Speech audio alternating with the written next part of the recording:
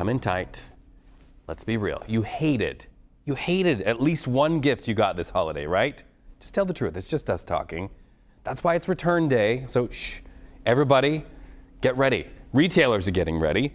So let's go live to New Jersey and CBS News MoneyWatch correspondent Kelly O'Grady. Okay, Kelly, it's just you and me talking. Nobody's watching right now. What did you hate? What are you returning? And what do the numbers when people go to that cash register to get the money or to get the credit say about the economy? Well, now I'm nervous about the gift that I got you, Reed. Oh, I love it. I'm wearing it. Go return it. No, you're going to love it. I can say with confidence, all of my gifts from my family and friends were great.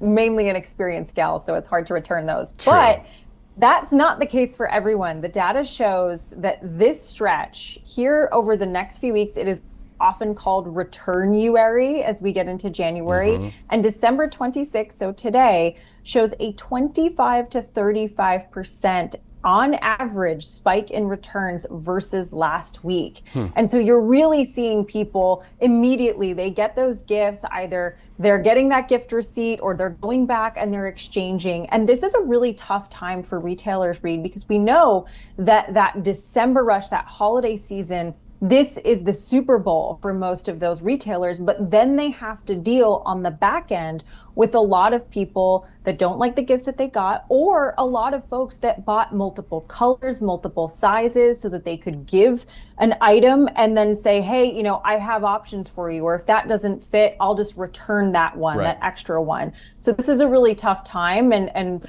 you know, you have a lot of people that if they're not going to end up spending in January, right, a lot of those retailers that just got returns are not going to be able to offload that inventory.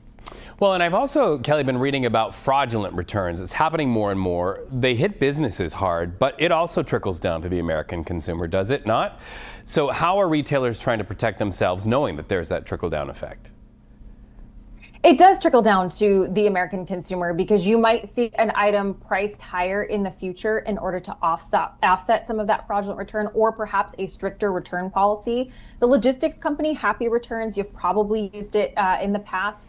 Their CEO says that 1 in 10 returns is fraudulent. So maybe the item has been damaged or worn, or an empty box just comes back. So a lot of these retailers, Happy Returns, Amazon, you know, the Gambit, they're deploying a number of different strategies. One would be stricter return policies or fees, so people, you know, are deterred from doing something like that, or requiring people to drop off at a place like a UPS or a Staples, and they'll have those bulk returns. So there's a person there that's verifying you're not giving an empty box. But then they're also utilizing artificial intelligence in a couple of different ways. One would be identifying if that address, whether it's an email or a shipping address, has been flagged for fraudulent activity in the past, and looking at the difference in when you order the item and when you return the item, right? If you're doing it immediately, it's going to trip wires for the AI. And then finally, at the processing hub, the artificial intelligence scanner will look at the item and say, you know, is that what's in the retail catalog or in that online catalog? And if it's not, it is flagged as fraudulent.